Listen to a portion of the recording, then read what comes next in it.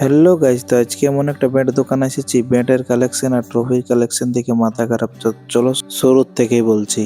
আজকে আমরা সকাল সকাল বেরিয়ে যাই ব্যাট কিনতে যাওয়ার জন্য। তবে যাই বলো, যেমন লোকেশন তেমন ঠান্ডা। তোমাদের দিকে কেমন জাড়া আছে একটু কমেন্টে বলবে অবশ্যই। তবে যাই বলো, মানবাজার দিকে তাল গাছ আর খেজুর গাছের ভাগটা একটু বেশি আছে। ফাইনালি দোকান তো আমরা পৌঁছে গেলি। তবে বলরামপুর থেকে এই দোকানের ডিস্টেন্স হচ্ছে প্রায় 70 কিলোমিটার। ব্যাটের কালেকশন দেখে মন ভরে গেল। টেনিস ব্যাট ছাড়াও ডিউস ব্যাটও এখানে পাওয়া যায়।